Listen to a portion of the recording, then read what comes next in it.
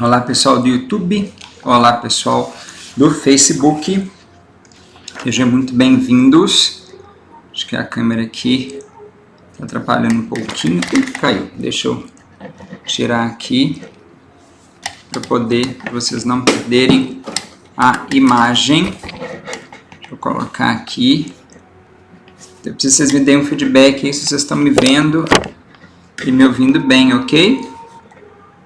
Enquanto eu vou ajustando aqui, vou chamar o pessoal lá do Instagram para a gente começar a live com eles também.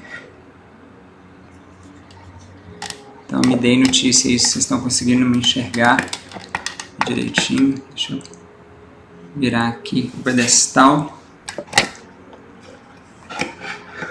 Está aqui, ok. Acho que tá, não estou cortando não. Vamos lá. Vou chamar o pessoal aqui. Entrar, interagir, conversar, mano. Não.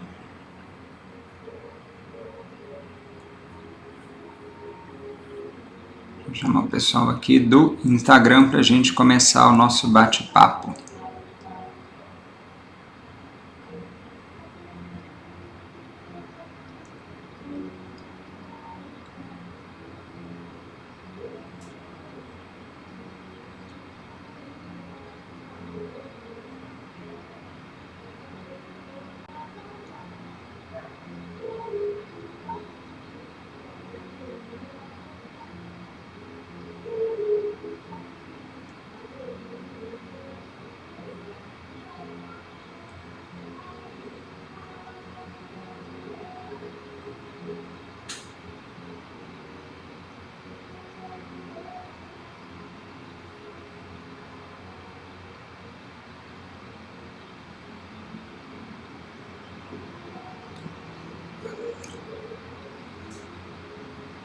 Acho que está ok aqui.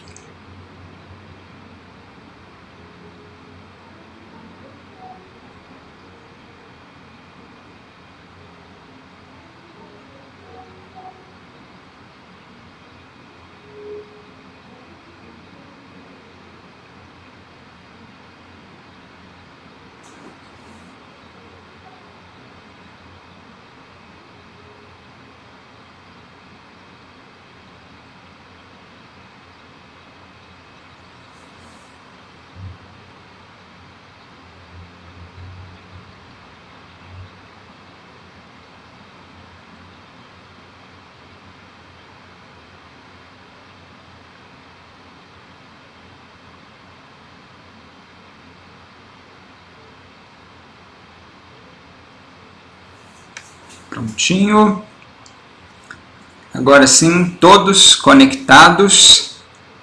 Pessoal do Instagram, sejam então aqui bem-vindos. Vamos entrando aí para a gente poder começar esse nosso bate-papo. Sejam então bem-vindos. Para que a gente então comece a nossa conversa sobre esse tema tão importante, que é discutir a questão da felicidade, mesmo estando num casamento onde as pessoas não estão vivendo tão felizes assim. Eu sei que muitas vezes a grande questão, o grande desafio que a gente tem numa situação como essa é que parece, assim, um tanto quanto impossível nós vemos uma experiência de felicidade num relacionamento que aí não está tão feliz, né? Mas na verdade a gente vai conversar aqui exatamente hoje sobre, vamos tentar pensar de uma forma um pouquinho diferente. Talvez a gente possa encontrar perspectivas, sim, de bem-estar, de felicidade, mesmo quando o casamento não está lá muito bem. Ainda que nós vamos aqui juntos fazer alguns alinhamentos, porque efetivamente é muito importante que a gente consiga entender isso melhor, para que a gente realmente não misture as bolas e vai entendendo que qualquer relacionamento que lá não está muito bem, a gente possa aí ficar super feliz dentro dele. Então, Adriana, seja bem-vinda. Elô, sejam bem-vindas. Né? Obrigada pela participação de vocês. Antônia, sejam bem-vindas. Kênia, sejam bem-vindas. Que a gente possa então ter um bom bate-papo aqui. Você me peça uma coisa para vocês. Muito importante que vocês, chegando aqui, já cliquem na setinha, vão mandando essa live para mais pessoas, porque, gente, essa temática é a temática. Quantas pessoas não estão passando aperto do ponto de vista dos relacionamentos conjugais, gente? Não são poucas. Então, aperta a setinha aí, vai mandando esse aviãozinho para as pessoas, porque, olha, eu falo que quando vocês estão aqui na live, eu convido muito vocês a se tornarem semeadores, né? Me ajudem aí a semear essa mensagem, que pode ser uma mensagem muito positiva para as pessoas. E o coraçãozinho ajuda muito o Instagram a entender o seguinte, olha, está fazendo um trabalho legal ali, porque tem muito coraçãozinho subindo. Então, ele ajuda a gente a fazer com que essa live chegue a mais pessoas. E quanto mais pessoas tiverem informação desse conteúdo, não tenham dúvida, mais corações leves nós teremos, porque, gente, precisamos, em relação a temas como esse, a gente realmente precisa. Então, vamos chegando, vamos começando a colocar as nossas boas-vindas. O tema que a gente vai conversar hoje, então, são formas da gente ser feliz no casamento. E Jonathan, que não está lá tão feliz. É muito interessante, porque quando essa proposta dessa live foi colocada, e Maurício, quando a proposta, né, desse bate-papo eu fiz para vocês, assim, já no início da semana, muita gente ficou assim, meu Deus, nós vamos falar, né, de felicidade, né, no casamento não está tão legal, como assim? Mas é muito curioso, porque eu acho que vocês devem ter visto, né, minhas publicações aí nos stories ao longo da semana, o quanto que, na hora que a gente, seja bem-vindo, Maurício, na hora que a gente fala de relacionamento, na hora que a gente levanta esse assunto, o quanto que isso gera, né, uma coisa realmente nas pessoas. E tem um motivo, hein, Rafael? Há um fator que, na verdade, desencadeia esse tipo de incômodo, sabe? E a gente precisa entender um pouco isso. Nossas relações, elas às vezes elas não são muito bem pensadas, hein, Lola? Elas não são muito bem refletidas. A gente simplesmente, às vezes, vai tocando os nossos relacionamentos, e vai seguindo, e vai jogando, e vai deixando. E aí, de repente, a gente percebe que tem algo estranho. Ué, peraí, esse relacionamento está diferente. Ele não era desse jeito. Só que muitas vezes, quando a gente tem a percepção disso, já se passaram vários problemas, às vezes a relação já está super quebradinha, às vezes deve ficar difícil de a gente reconsertar algumas coisas. Então, o que a gente observa? Quando a gente começa a falar de relacionamentos aqui no Instagram, existem diferentes reações. As reações mais comuns que a gente observa é que as pessoas elas ficam um tanto quanto desconcertadas. E esse desconcerto é muito comum porque existe uma tendência de verdade, existe uma tendência forte nossa de fazer uma coisa simples. Ah, tudo bem, gente, né? As coisas não estão tão legais, mas deixa aí, Magali, seja bem-vinda. Deixa isso pra lá, tá, né? A gente dá um jeito nisso depois. E é exatamente isso que desencadeia tantas questões nos nossos relacionamentos. Existe uma ideia, né? Existe uma crença realmente social de que dá pra gente jogar para depois. E Maria Helena, seja bem-vinda, a gente coloca essa ideia de que assim, não, eu posso pensar nisso depois, eu posso esperar um pouco mais, eu posso deixar isso aqui para um outro momento. E é isso que nós temos observado nas relações conjugais, é isso que os estudos têm nos mostrado, assim, que é uma tendência dos casais, assim, né, dos parceiros ali, ainda que estejam percebendo, sabe, que a coisa não está muito legal, mas, né, vamos, né, assim, já estamos aqui mesmo, né. Mas aí, eu acho que o distanciamento social, ele trouxe reflexões muito importantes. A gente tem, quem não tem conhecidos, né, pode ter ouvido falar, de casais que de fato romperam seus relacionamentos durante o processo do distanciamento social. E aí eu coloquei inclusive nos stories hoje um pouco, né, do que alguns pesquisadores na área apontam, né, e o que eles estão dizendo para a gente, que olha, as pessoas muitas vezes tinham o trabalho, tinham as suas atividades de lazer como refúgio, olha que loucura, um refúgio do relacionamento, ou seja, eu uso o meu trabalho para dar conta da minha mulher, eu uso minhas atividades, né, profissionais ou estudantis ou de lazer para dar conta do meu marido, olha que interessante. Mas aí agora eu tenho que conviver com ele, porque eu não posso sair. Então, na medida que eu não tenho mais essas atividades, porque eu não posso transitar, e eu não dou conta sem elas, as relações acabaram ruindo. Então, assim, é um número enorme realmente de relações, tanto que a gente tem tido vários memes aí sociais dizendo assim, né, efeitos, né, divórcio da pandemia, né, efeitos da pandemia, términos da pandemia, né? Exatamente porque a convivência abriu a mente das pessoas para uma questão que elas acabavam escondendo, né, tamponando, dando barrigada, que ok, a gente sabe que isso acontece mesmo, para esse fenômeno tão delicado que são as dificuldades dentro das nossas relações, que vejam, gente, vou até diferenciar isso para vocês de uma vez, quando a gente fala de relações, nós estamos falando de qualquer interação que nós temos com qualquer pessoa. Quando a gente fala de relacionamentos, aí a gente já puxa um pouquinho para uma construção mais íntima, nós estamos fazendo com alguém. Então, nós temos relações com várias pessoas. Não necessariamente nós temos relacionamento, ou seja, não é com todo mundo que a gente troca intimidade. E dentro dessas trocas de intimidade, pode ser que a gente troque uma intimidade afetiva sexual. E nesse sentido, então, a gente está falando de um relacionamento amoroso, né? De um relacionamento, dependendo se ele construir aí um casamento, uma relação, não necessariamente de igreja, aliança, mas, né, um contrato psicológico, uma conjugalidade, ou seja, um relacionamento conjugal, né? Então, é importante a gente saber rapidamente essas expressões, porque de alguma forma, o que nós vamos conversar aqui, se aplica às relações como um todo, ok? Não implica especificamente, percebam isso, não aplica-se especificamente aos relacionamentos, ainda que o foco que a gente vai conversar aqui claramente são os relacionamentos íntimos, porque a gente na verdade vai falar sobre casamento, né? Ou seja, como é que a gente pode buscar um pouco mais de felicidade em casamentos que não estão tão legais, isso é muito importante, mas algumas coisas que a gente vai conversar aqui, que vocês vão escutar aqui, vocês vão perceber que a gente pode aplicar na nossa vida independente de termos ou não, por isso que eu coloquei até nos stories hoje, né, de ter ou não relacionamentos amorosos. Então, fazendo uma síntese do que a gente falou até agora, por que dessa conversa?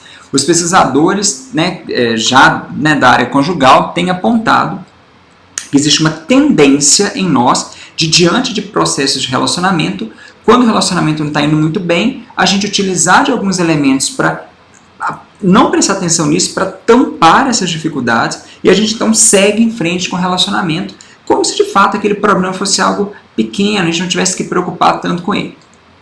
Também falei com vocês que a pandemia ela jogou muitas dessas dificuldades, né, à tona, porque como a gente usava certos elementos para dar conta de certas questões dos nossos relacionamentos íntimos, conjugais, agora a gente não conseguiu usar esses elementos, então, consequentemente, esses problemas começaram a ficar um pouco mais graves, começaram a ficar um pouco mais evidentes, e aí, realmente, muitos relacionamentos pereceram aí nesse processo. Inclusive, enfim, alguns colegas psicólogos também, em conversas que nós tivemos, relataram, a gente teve algumas trocas, né, de figurinhas assim, que muitos relacionamentos assim, eles já não existiam mesmo, as pessoas elas já não estavam mais, elas já não viviam mais um casamento, mas elas tocavam o barco, né? E aí a pandemia, especificamente o distanciamento social, deu a elas a oportunidade assim, de Israel de mudar a perspectiva da forma como elas estavam ali vivendo. Então, a gente vai dividir esse nosso bate-papo em 3 partes. A primeira parte a gente vai conversar exatamente sobre o entendimento da felicidade, porque a gente tem que compreender o que é a felicidade nesse processo desse relacionamento, ok? A segunda etapa é sobre a gestão dos conflitos, das dificuldades que a gente tem no processo do relacionamento, porque isso faz parte de ser feliz no casamento, e a gente vai então, né, trabalhar uma terceira parte que envolve de fato uma postura que muitas vezes é necessária da gente tomar, que é eu não vou detalhar isso, porque não é o escopo do nosso bate-papo, mas algumas reflexões que a gente tem que fazer na hora que a gente entende, eu vou até começar por elas inclusive, que o relacionamento já não é tão viável. Então, vamos começar por essa de uma vez. Gente, existem 2 condições que realmente tornam o relacionamento inviável, quando a gente tem algum tipo de abuso e algum tipo... Priscila, seja bem-vinda. E alguma ameaça grave à integridade. Então, quando a gente está numa situação como essa, não dá para negociar a permanência em relacionamento. Então, Wesley, eu sou infeliz num casamento assim, mas já que nós vamos conversar sobre felicidade no casamento, estando eu infeliz no tipo de casamento desse, então eu vou aplicar o que eu conheço para ficar num relacionamento que seja abusivo e que ameaça a minha integridade. Não. Essas técnicas e essas conversas e o que a gente vai conversar hoje aqui não tem essa função.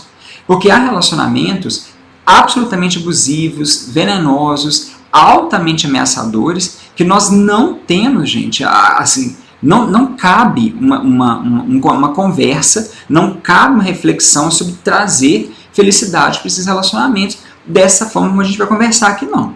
Porque o risco que às vezes a gente está correndo dentro desses relacionamentos é muito alto. Então, entendo que a nossa conversa aqui ela não vai se aplicar a relacionamentos com uma situação como essa que a gente está descrevendo aqui. Não é uma conversa para a gente pensar para relacionamentos onde a gente está tendo abusos, onde a gente está tendo violência, onde a gente está tendo riscos à integridade de uma pessoa ou outra dentro do relacionamento. Então, em situações como essa, gente, é 190, se necessário, a polícia, ligar para o Disque Denúncia, é de fato compreender que em relações assim a nossa vida está correndo risco, a gente tem que buscar ajuda.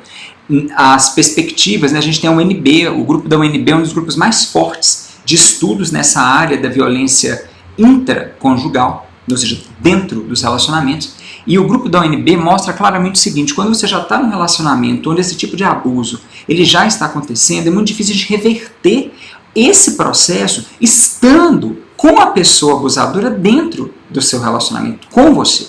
Então, muitas vezes, esse afastamento mesmo, esse distanciamento é fundamental, porque ele abre uma perspectiva, se for possível, né? A gente muitas vezes percebe as estatísticas não favorecem isso, mas caso seja possível, é através de um afastamento que algum tipo de resolução desse tipo de violência pode acontecer. Mas, novamente, nosso foco hoje não é esse, mas eu preciso que vocês entendam que a gente não vai falar sobre ser feliz num contexto como esse. No contexto de abuso, de violência, a gente não tem como discutir isso. A discussão é: sobreviva, saia disso, porque senão você pode então perder de fato a sua integridade física e coisas piores podem acontecer. Combinado? Então, outra coisa importante, a gente não vai ter como foco aqui discutir estratégias para guiar o processo de como um divórcio pode acontecer. Seja bem-vindo, Brenda. Por que não? Porque existem sim, muitas pessoas falam, mas tem técnica para divorciar? Tem, gente, assim. Eu amo ser terapeuta cognitivo, porque acho que na terapia cognitivo o que não falta são modelos, técnicas, ferramentas, enfim, sim. Existem protocolos, né, já validados mundialmente para que as pessoas deem conta de separar sem grandes traumas. Eu acho super especial, acho muito lindo isso. Então, há sim formas das pessoas se divorciarem sem grandes problemas. A questão é que a nossa meta nesse sentido hoje é conversar sobre buscar felicidade mesmo no momento em que o casal não está tão legal. Porque veja bem, não adianta dizer que o casal vai estar o tempo todo, sempre sendo o tempo pleno e feliz. Pode acontecer que isso não esteja, né, no script em algum momento.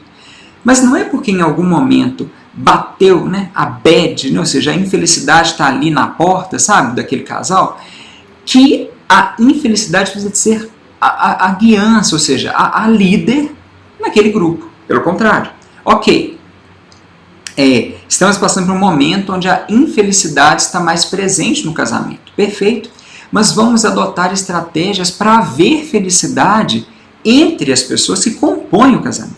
Porque também pesquisadores da área apontam que quando um ou outro, né, ou todos os cônjuges, atuam em estratégias para se sentirem felizes, essas estratégias são capazes de impactar o casamento, revertendo, inclusive, olha que bacana isso, revertendo problemas que aquela conjugalidade manifesta. Então, por favor, vamos pensar nisso. É possível a gente trazer, nós levantarmos a possibilidade de uma transformação através da busca de nos sentirmos melhores dentro dos nossos relacionamentos. Isso cura, isso transforma, isso abre a nossa consciência e é isso que a gente quer fazer juntos. Eu quero convidar vocês a fazer isso. Então, a meta da nossa conversa não é pensar em relacionamentos abusivos. A nossa meta é buscar relacionamentos que estão, de alguma forma, com algum tipo de problema, criando aí algum tipo de dificuldade de tensão no casal e aí, consequentemente, há ali uma infelicidade.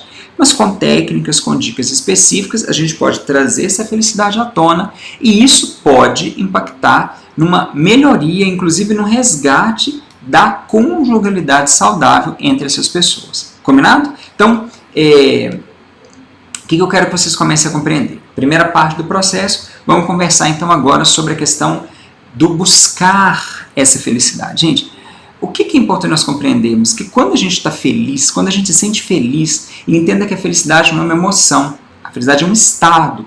Então ela independe de fatores que estão aí nos envolvendo. A felicidade ela vai para além de coisas. ela não se segura em coisas, ela é um estado interno que se constrói, que se desenvolve internamente e que não tem que não tem conexão, com elementos concretos. Por que é importante a gente entender isso? Porque muitas vezes a gente pensa assim, nossa, para eu ser feliz eu tenho que ter A, B ou C. Não. A felicidade é algo treinado, é aprendido. A gente consegue aprender a ser feliz. Olha que legal isso. A felicidade não é uma coisa mágica. Ela não é algo que você... eu vou fazer um mega esforço para alcançar. Não. Há um treino. Existe um treino. Há uma forma de você alcançar esse estado de felicidade. É importante a gente compreender que o prazer ele funciona por picos. Então, se você come uma coisa gostosa, você teve o prazer, mas vai cair. Se você faz uma coisa que você adora e faz de maneira muito intensa ou impulsiva, aquilo vai te gerar um pico de prazer, mas vai cair. Agora, quando eu falo de felicidade, eu estou falando de uma coisa constante, contínua, e que há um crescimento lento, mas há uma continuidade. Então, muitas vezes, a gente precisa prestar atenção nos nossos estados de felicidade, porque eles são construídos, nós podemos desenvolver esses estados e, na medida que a gente cuida, e isso nós vamos falar disso, a gente cuida de práticas que constroem felicidades em nós, o resultado é que a gente consegue, estando dentro de um casamento, impactar positivamente aquela conjugalidade.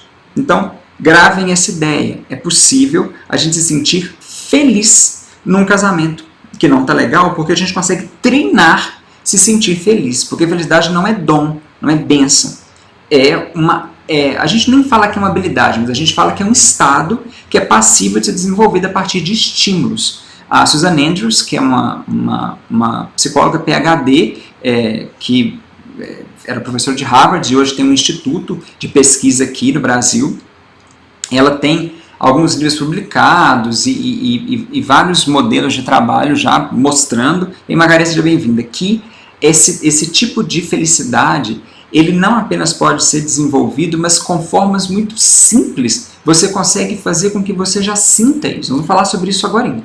E mais, né, eu já falei sobre essa doutora várias lives, porque ela é realmente uma referência nessa área, né? A doutora Sara Lazar, ela é uma professora também dos Estados Unidos, que ela vem mostrando muito fortemente para a gente também o quanto o nosso cérebro ele é treinado e ele modelado para a gente se sentir feliz. Então, dá para a gente começar a sentir essa felicidade com técnicas e ferramentas específicas que eu vou passar para vocês nesse momento. Porque mesmo em situações de desconforto, de novo, não estou falando de violência, ok? Mas em situações de desconforto, de instabilidade do casamento, aplicar essas técnicas traz bem-estar, e a parte mais linda dessa história, com você sentindo bem-estar, esse bem-estar pode impactar o casamento como um todo, resgatando esse casamento para alguma das fases que o relacionamento amoroso tem, desejo, ou paixão, né? Ou amor, ou até propriamente, é o que a gente mais quer, né? O retorno da admiração, que é de fato aquilo que mantém, do ponto de vista também perene, mais constante, a estrutura do relacionamento. E faz, né, como dessas pessoas, eu acho muito interessante porque a gente escuta muito essa expressão, né, faz o relacionamento ficar blindado, né, porque de fato tesão, né, paixão e amor não blinda relacionamento, nunca. Mas a admiração, de acordo com o que as pesquisas na área de relacionamento mostram, sim, ele é capaz de fazer com que as relações perdurem independente dos percalços, né, que as relações aí tendem a viver. Por favor, coloquem aí sim, para eu saber se até aqui eu fui claro com vocês. Nós já vamos entrar agora nas primeiras técnicas que são validadas aí cientificamente para fazer com que a gente se sinta mais feliz e, consequentemente, independente do nosso estado, a gente consiga ficar num estado de maior alegria, que isso já é emoção, consequentemente sustentando nos nossos processos os estados de felicidade e aí, claro, influenciando positivamente os nossos relacionamentos. Então, coloca aí um oi, sim, um joinha, só para saber se eu fui claro até aqui, para dar sequência às técnicas, né, que eu vou passar para vocês. Coloquem aí para mim, para eu poder ler, vou tomar minha água aqui.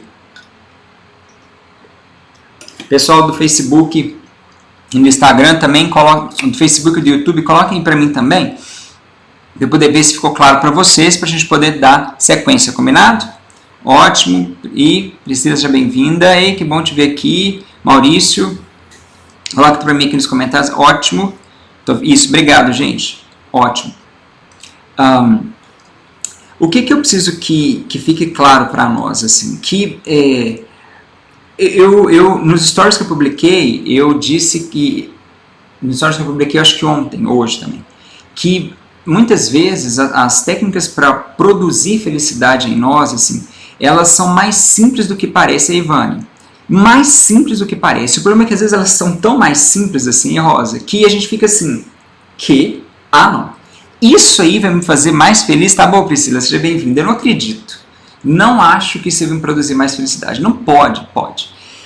A Sarah Lazar, né, que é essa professora dos Estados Unidos que eu falei para vocês, ela é assim, uma pessoa tão interessante que ela fala assim, e tem o Dr. Richard também, que é uma outra referência em felicidade no mundo, eles falam muito assim, que às vezes a gente tenta encontrar formas muito complexas para a gente se sentir feliz e para fazer com que o cérebro aprenda sobre felicidade, mas o nosso cérebro, e eles inclusive convidam muita gente a voltar às nossas experiências infantis quando saudáveis e perceber que as crianças, elas expressam felicidades nas pequenas coisas, né? É muito interessante isso. Então eles falam que são nas pequenas coisas, em atitudes simples, que a felicidade de fato vai ser construída. Então, eu vou passar para vocês realmente coisas que vocês vão falar assim, Wesley, mas isso é muito simples. Como é que isso pode então desenvolver felicidade em nós? Pode, porque é exatamente naquilo que é menor, naquilo que é mais simples, que a felicidade consegue brotar mais potentemente. Obrigado aí pela palavra, Priscila. E Raíssa, que bom que você está aqui. Então, o maior estudo que a gente tem hoje sobre não apenas a manifestação da felicidade, mas a manutenção mais potente dela na nossa vida são as práticas de gratidão. A gratidão, juntamente com a bondade, com a compaixão, é a tríade, né, que a gente fala. É a tríade mais estudada hoje nas neurociências, não à toa, porque tanto a bondade, quanto a compaixão, quanto a gratidão são sentimentos que têm um potencial de alteração morfológica, olha que loucura, do nosso cérebro.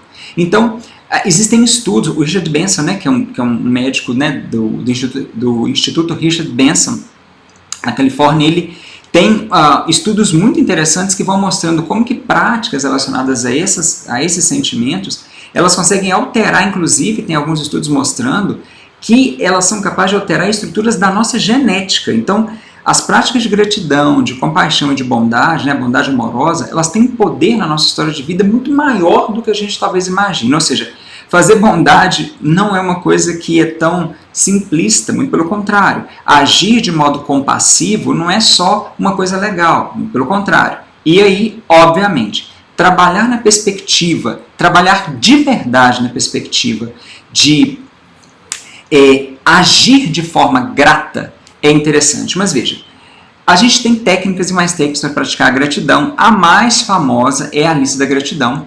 Ainda que do ponto de vista científico, né, a neurociência nos aponta que existem técnicas um pouco mais efetivas para a prática da gratidão. Mas a gente não vai entrar nem em detalhes, mas para nós nesse momento, eu vou explicar uma técnica um pouquinho mais profunda, mas a lista da gratidão ela já nos ajuda muito, ok? Para que a gente comece a sentir esses estados de felicidade. Mas como é que eu posso utilizar essa lista de gratidão, essa prática de gratidão de uma maneira melhor? Olha, a lista por si só ela tem um efeito, mas a gente pode transformar isso de uma maneira um pouquinho diferente, que é quando a gente começa a associar aquilo que nós estamos registrando ou destacando como gratidão como algo que está transformando a nossa vida. Então, por exemplo, imagina que eu sou grato pela pessoa que me deu esse telefone, por exemplo. Né? Aliás, imagina que eu sou grato, né, por ter esse telefone, né, que eu estou usando esse telefone aqui para fazer essa live, por exemplo. Mas aí eu posso ir além. Eu posso associar a gratidão que eu tenho à pessoa que favoreceu esse telefone chegar até mim. Eu posso ir além, eu posso ser grato ao cuidado que eu tenho com esse telefone, porque eu posso ser grato às minhas próprias atitudes. Eu posso ser grato, por exemplo, ao que permite esse telefone funcionar para que eu esteja aqui presente conosco e com vocês aqui nessa live. Eu posso ser grato a quem construiu esse telefone, ou seja, quando a gente trabalha a gratidão em níveis cada vez mais profundos, mais distantes de nós, aquilo que a gente fala, né? Ela se torna mais potente para a produção dos estados de felicidade. Então, hashtag fica a dica. Você pode fazer uma lista, escreva um primeiro item, mas amplia esse item, faz ele crescer, não para na primeira coisa que você está escrevendo. Ah, gente, então só por hoje eu sou grato porque eu tenho água aqui, eu posso beber essa água e ficar um pouco mais hidratado, né? Mas, nossa, eu também sou grato porque eu posso colocar essa água em algum lugar. E eu posso também ser grato porque eu consigo ter acesso a essa água. E eu posso ser mais grato porque para essa água eu tomar, ela está potável. E alguém fez isso. Então você vai levando o processo a níveis cada vez mais distantes. E isso faz com que você tenha transformações em você para que esse resultado aí da felicidade comece a crescer. Então, bora praticar isso, porque faz muita diferença aí. Nós estamos vendo que vocês colocarem alguns comentários que eu consegui lendo rapidinho, eu vou falar com vocês. Vou lendo aqui e comentando. Então, essa é uma primeira questão da gratidão. Uma segunda coisa que eu coloquei para vocês, assim, que eu acho que é interessante, é a questão da gente, assim, nos permitir, né, a gente deixar se absorver pelas atividades e pelas experiências que nós assumimos. O que a gente hoje sabe? E aí a gente vai trazer um conceito super badalado hoje, com os conceitos de mindfulness, ou seja, o conceito da atenção plena, do estar de fato presente no que você está fazendo. Hoje a gente sabe que existe uma tendência nossa de, ao fazer determinadas atividades, a gente está, né, pensando, como diz a minha mãe, né, na morte da bezerra, mas não estando ali. Ah, meu Deus, parou aqui, voltou. Mas não estando focado, eu parei que eu vou voltar a falar de novo. Minha mãe falava que assim, a gente às vezes tem uma tendência de pensar na morte da bezerra, mas não pensar naquilo, né? Não estar presente 100% naquilo que nós precisamos de fazer. Então, efetivamente, o pulo do gato é exatamente o quê? Na hora que eu estiver fazendo algo, deixa eu experimentar aquilo de maneira um pouco mais profunda, de maneira um pouco mais presente, de maneira um pouco mais agradável. Porque o que a gente percebe hoje?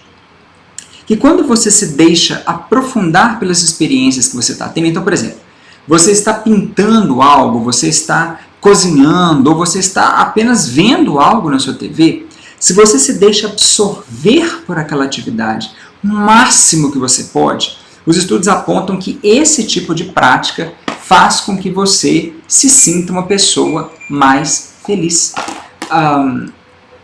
A felicidade é um estado do presente, né, do agora. Então, quando você se permite mergulhar naquilo que você está fazendo, ou seja, estar inteiro naquilo que você está fazendo, o resultado daquela prática é enorme. Então, isso é uma dica muito importante, gente. Se você faz o que, não importa o que você fizer, não faz diferença. A atividade que você fizer, na medida que você faz essa atividade, coloca-se inteiro na atividade, porque isso promove um resultado de conexão com o que está acontecendo agora, você fica mais, a gente fala, presentificado, e isso promove rapidamente, imediatamente, acessos a estados de felicidade mais rapidamente, mais naturalmente. Por isso, eu sei que muitas vezes a nossa tendência nas atividades é ficar muito distraído, ou seja, a gente está fazendo uma coisa aqui, mas pensando no acolá, né? Mas a ideia é, deixa eu fazer isso aqui, levando em conta o que eu estou fazendo aqui, para eu ter o estado de felicidade sendo disparado aqui.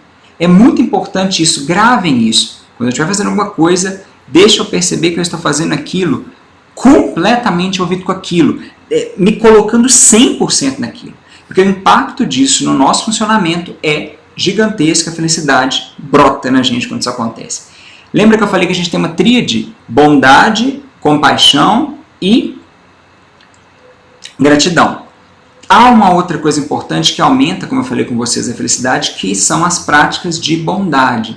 Então, hoje, o que a gente sabe que traz muito para a gente, né, assim, e que envolve, né, que tem trazido muita qualidade para a nossa vida em relação a trazer felicidade, isso impactar nossas relações conjugais, é quando a gente se dedica a alguma causa.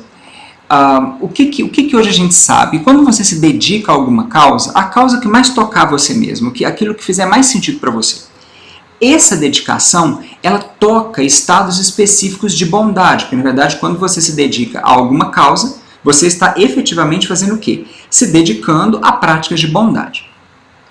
Práticas de bondade, além de serem práticas que também convidam e nos levam muito naturalmente a estar mais no momento presente, o que é extremamente saudável, elas também produzem imediatamente estados de felicidade. Gente, a gente tem assim, uma quantidade considerável de estudos hoje mostrando o quanto que quando a gente pratica bondade, diversas alterações orgânicas acontecem. A gente tem alteração da pressão sanguínea, batimento cardíaco muda, a gente tem uma maior vascularização, a gente tem redução de acidez estomacal, a gente tem mudanças na nossa estrutura corporal enormes quando a gente age de modo bondoso. Consequentemente, é muito natural que esses estados de felicidade eles apareçam, eles surjam. É muito natural, ou seja, agir de modo bondoso, ter práticas de bondade amorosa no seu dia a dia, façam que você se sinta uma pessoa melhor.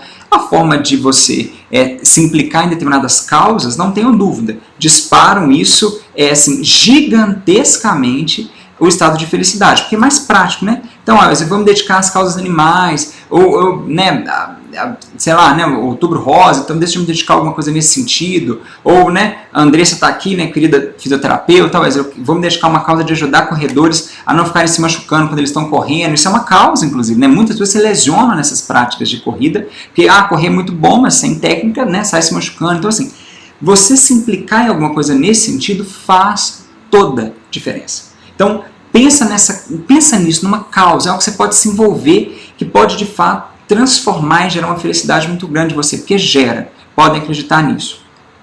E assim, uma coisa que é muito interessante é que muitas vezes é esquecida nos processos de aumentar a felicidade quando a gente está no relacionamento não está muito legal, é o cuidado com a nossa vida social. Gente,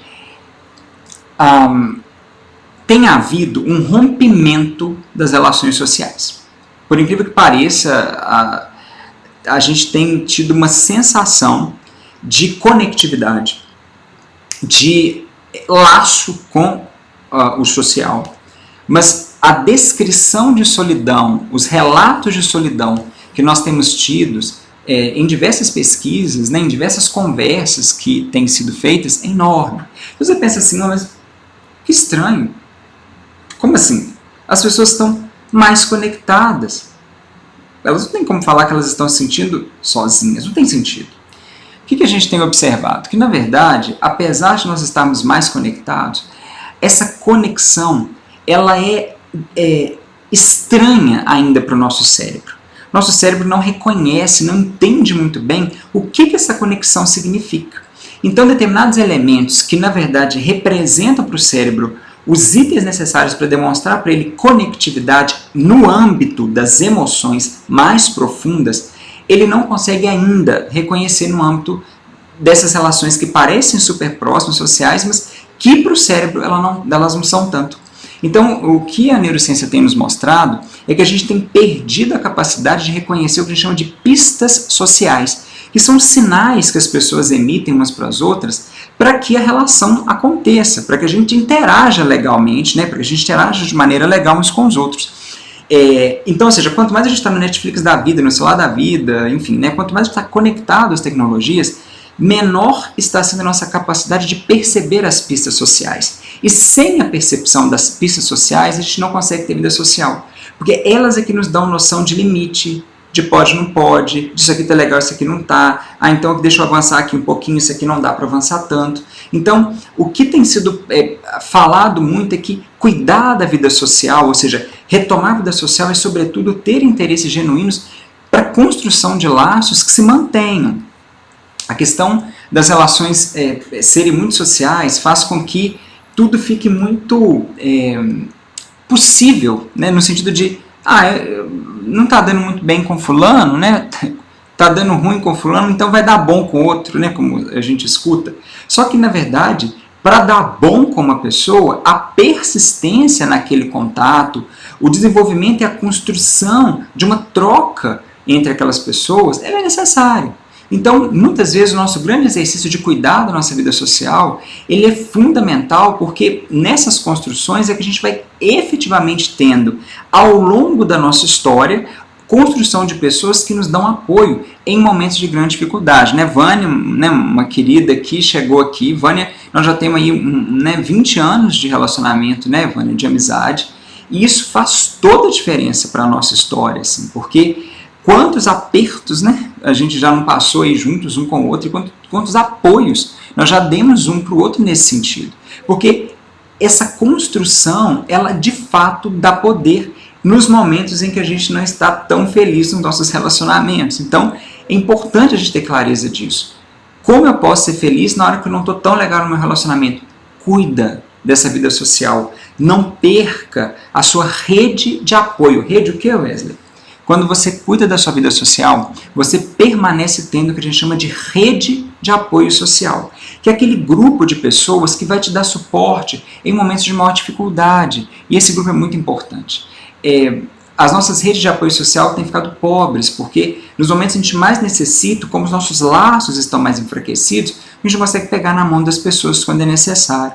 Então, insista no cuidado da rede de apoio social, cuidem disso, porque esse cuidado desencadeia enormemente a estabilidade que você precisa para enfrentar momentos, às vezes, de baixa nos seus relacionamentos, que são absolutamente possíveis, como eu expliquei para vocês ao longo do nosso bate-papo. Lembrando que a questão não é sobre números, não é sobre quantidade de pessoas, assim, não é sobre isso. É sobre o quanto que você está conseguindo, com aquele grupo de pessoas, construir a qualidade daquela relação.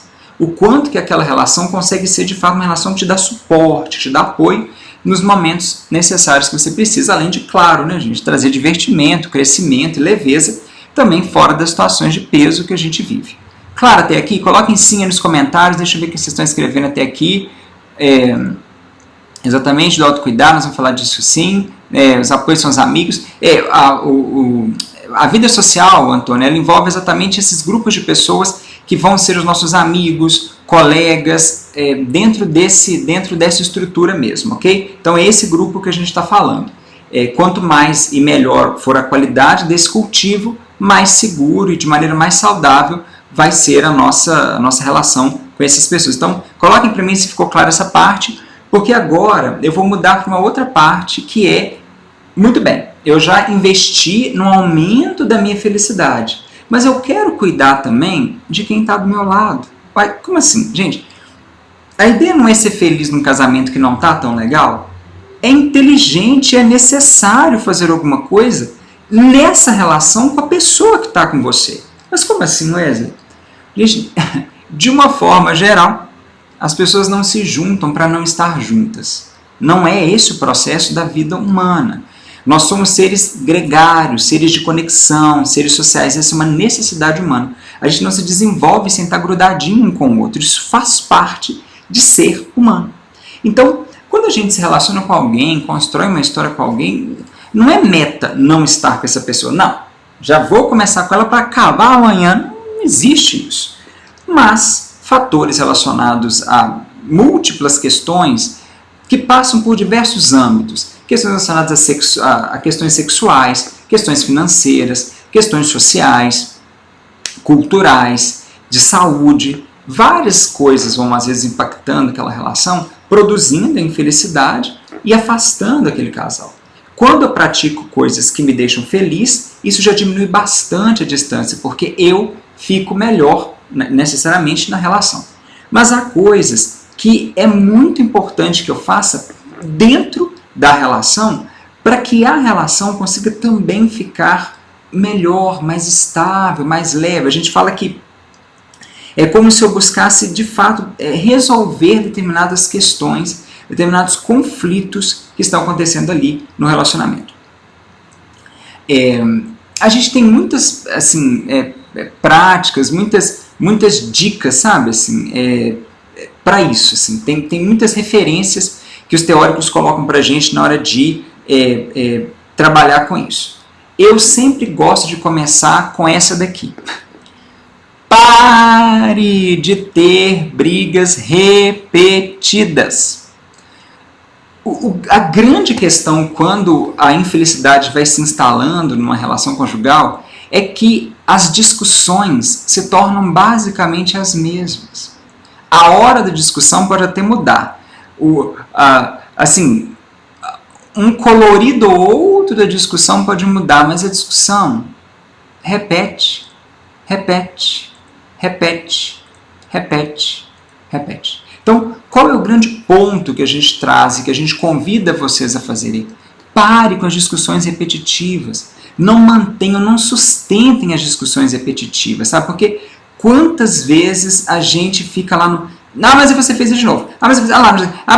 E esse processo de discussões repetitivas, assim... Gente, como é que fala, né? Caixa, já tem uma expressão assim, isso elimina o bem-estar de fato, a possibilidade de uma estabilidade no relacionamento. Então assim, eu quero cuidar desse relacionamento. Então o que eu faço? Para com as discussões repetidas. Elas não ajudam, gente. Assim, mas todo dia eu discuto com ele ou com ela a mesma coisa. Então não vai adiantar. As discussões repetidas elas não ajudam. Então o que de fato vai ajudar? Né? Como é que eu atuo precisamente aí? Você tem algum ponto que eu entendo que tende a fazer com que eu discuta?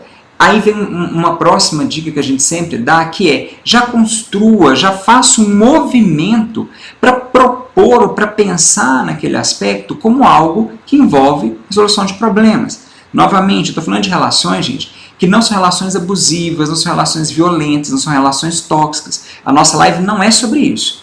A nossa live é sobre relações onde, de alguma maneira, por questões múltiplas, a infelicidade se abateu naquela relação, mas não por isso a vida tem que acabar. Então, quando a gente faz práticas, como essa que a gente está conversando agora, que são práticas focadas para resolução de questões específicas ali no relacionamento, isso pode fazer com que a relação se torne inegavelmente um pouco melhor. Então, bom, eu paro as briguinhas pela mesma coisa, o falatório pela mesma coisa. Quem já viveu isso aqui, coloca aí nos comentários, né? Eu vou pôr eu aqui também, porque eu já passei por isso muito. E eu me policio muito para não entrar nessa história de começar a falar da mesma coisa, porque o impulso é muito fácil, mas ele é improdutivo. Então, o que é produtivo? Muito bem, eu não vou ficar falando de uma coisa que não vai fazer a gente sair do lugar. Mas eu posso trabalhar com o que a gente chama de resolução de problemas. Diante disso que está acontecendo, o que é que eu posso fazer? Né? Diante disso que está aqui pegando, né? Será que há alguma solução que é possível? E é muito legal quando a gente consegue convidar nosso parceiro, nossa parceira, para esse tipo de reflexão, porque, novamente, a infelicidade que está ali flutuando naquele casamento não é meta. Ela é uma acontecida, ela é uma ocorrência, mas ela é passível de mudança. Então, engraçado, vamos tentar criar algumas soluções para essa dificuldade? Assim, vamos tentar pensar juntos o que é possível. Né? Às vezes é difícil a gente falar sobre, vamos escrever. Vamos tentar colocar no papel alguma coisa que teve de ideia sobre isso, eu tive de ideia sobre isso, porque, e aí vem uma terceira questão dentro disso, o grande movimento que a gente entende que é necessário para que haja nessa parte das intervenções das dificuldades no relacionamento, isso impactar a felicidade dele, para que tudo fique mais em paz, é de fato a construção de uma fala, de um diálogo mais adequado. Inegavelmente, eu coloco isso nos stories também. Nós temos 7 itens, não vou passar por todos eles, assim, que são os itens já estudados, já pesquisados aí no mundo afora, em várias culturas, em vários países que são os responsáveis pela racha mesmo, pela construção de um adoecimento, inclusive até destruição, se eu posso falar assim, de um relacionamento afetivo, sexual. E é engraçado, desses 7... O primeiro da lista, e olha que interessante, ele é o primeiro da lista, mas é muito interessante porque ele aparece como mais forte do que os abusos, né, as questões mais venenosas, né, mais tóxicas, né, mais violentas numa relação, que aparece em segundo. O primeiro é a comunicação inadequada. A comunicação que um fala e o outro não entende, e o outro, quando fala, também não é compreendido.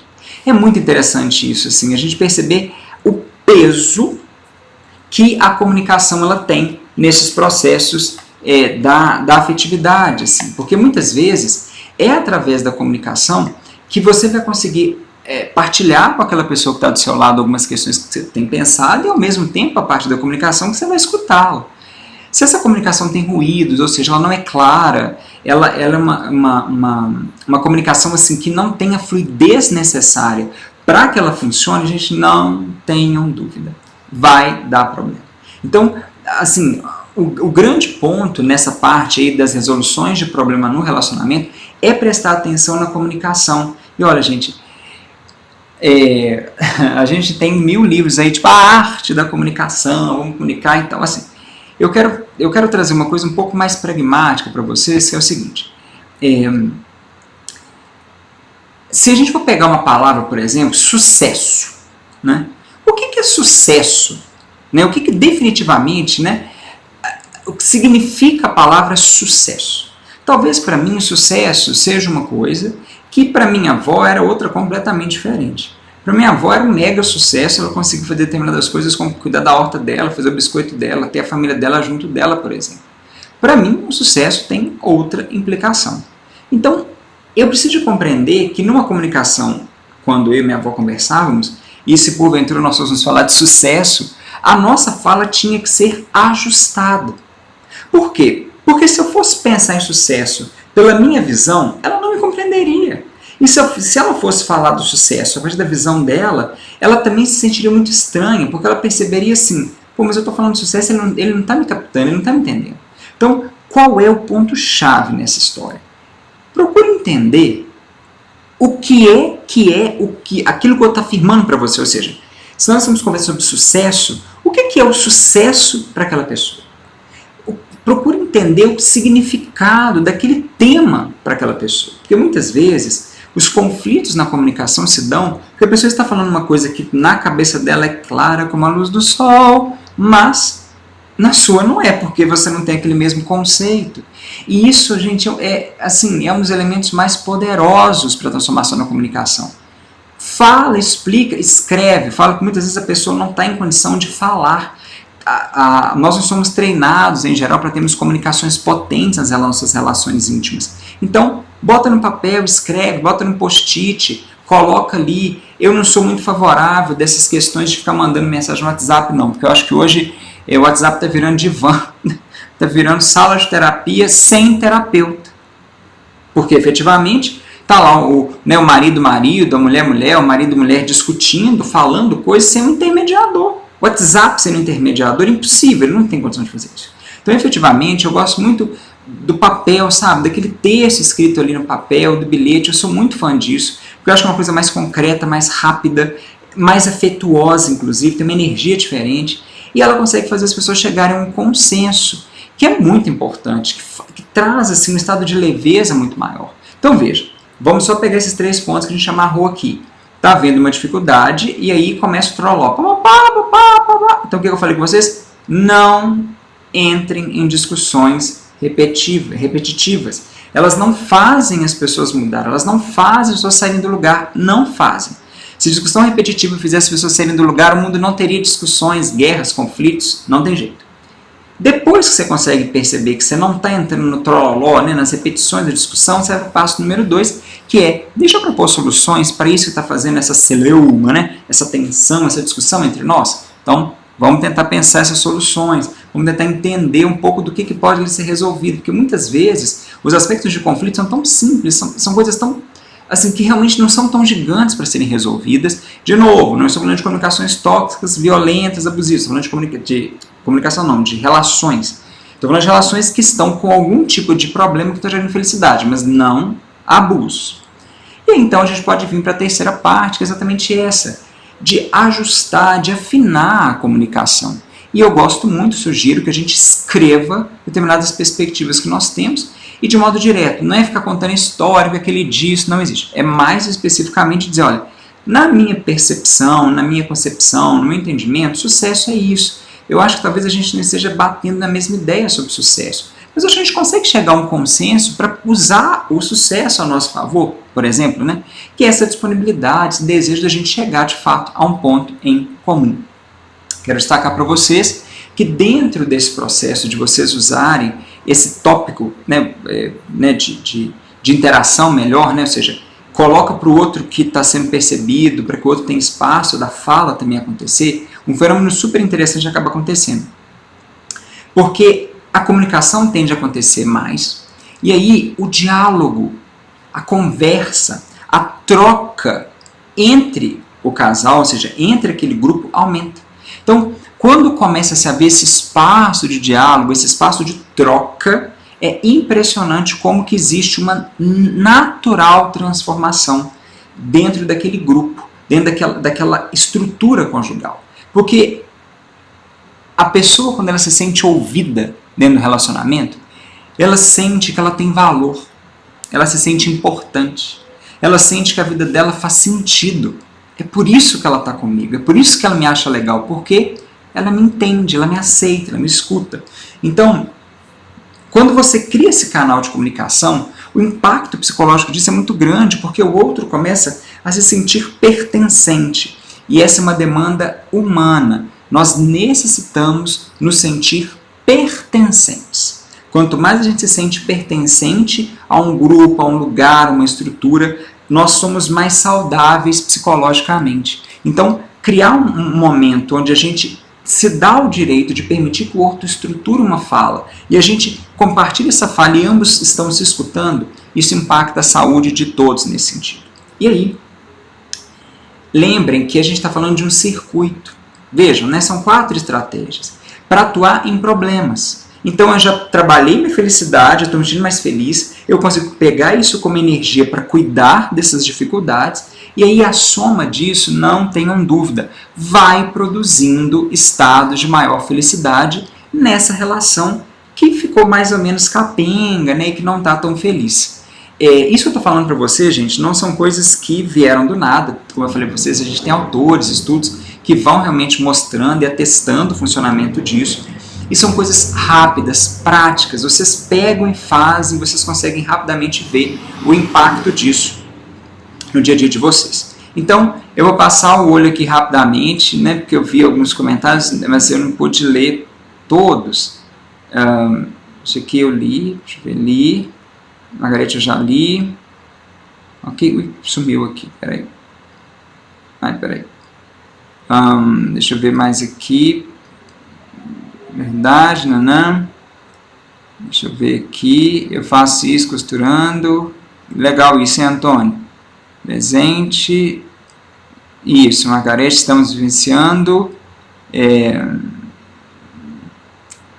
Janaína. Nós, esses últimos 2 meses, perdi minha filha de 4 patas. Ai, duro, né, Janaína? Muito delicado isso mesmo. Meu Deus, meu marido superou facilmente, mas eu não consigo me desvencilhar dessa perda. É uma coisa delicada mesmo. Me senti distante dele, mas essa perda. Ela era minha filha, meu grande amor. Janaína, deixa eu te contar uma coisa. Toda vez que a gente tem, enfim, a passagem aí, né, de um animal ou pessoa, enfim, né, muito queridos para nós, existe um momento, um prazo para adaptação do nosso sistema neurobiológico. Ou seja, não é uma adaptação só emocional. Existe uma estrutura biológica, neurobiológica, que tem que se acostumar com a ausência, daquele bichinho. Quanto tempo isso demora, Wesley? Não tem prazo, não é uma matemática. Sim, existem alguns limites que começam a deixar a nossa orelha em pé com relação ao adoecimento, em relação a isso, mas de uma forma geral, a gente não bate o martelo com relação a prazos. O que a gente fala muito com as pessoas é chora mesmo, fica mal mesmo, sabe? Assim, permita que esse sofrimento ele aconteça. A grande questão é quando a gente bloqueia esse sentimento de tristeza, esse mal-estar que isso gera e tipo, não está acontecendo, finge que aquilo não está, e isso não é o mais saudável.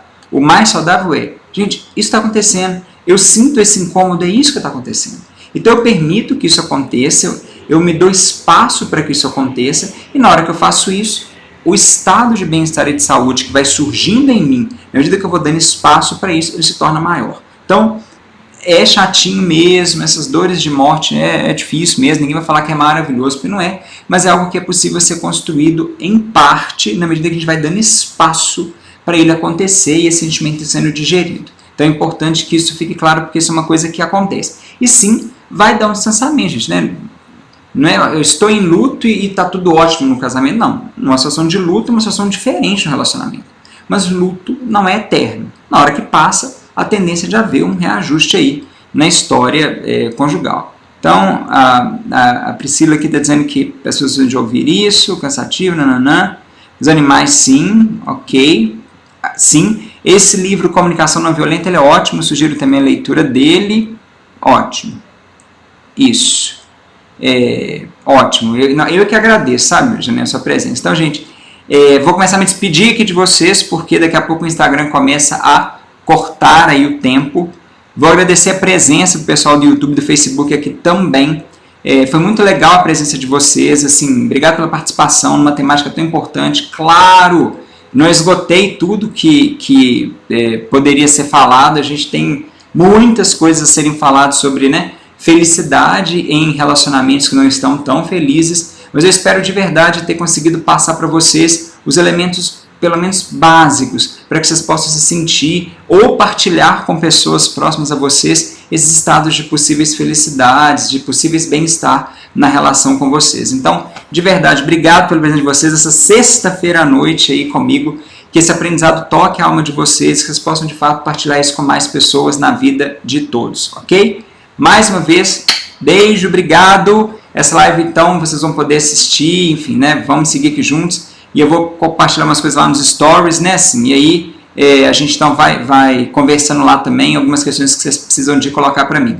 Peço uma coisa muito importante para vocês, gente, né? Façam comentários nos stories, na timeline de vocês, a respeito do que vocês viram no feed de vocês. Me marquem lá, @Wesley Santana, para que eu possa repostar, porque assim, eu acredito muito que tem muita gente precisando de escutar o que foi colocado aqui. Eu acho que isso realmente é uma demanda de muitas pessoas. Mas como eu disse lá no início da live, tem muita gente que, não, acho que eu não estou precisando disso hoje não. Quer saber? Eu acho que isso aqui, não, depois eu penso nisso. E nesse processo, a dor está crescendo, o mal-estar está crescendo, e aí às vezes algo que poderia ter assim, uma longevidade morre por falta de ferramentas, de técnicas, de instrumentos que poderiam ser bastante úteis. Então, obrigado pela presença de vocês e que a gente siga junto aí nesse crescimento. E aí, que os corações vão subir, meu coração está com vocês também. Beijos, excelente noite aí para vocês. YouTube e Facebook, obrigado pela presença de vocês também, ok? Fiquem bem. Tchau para vocês. A gente se vê em breve. Tchau, tchau.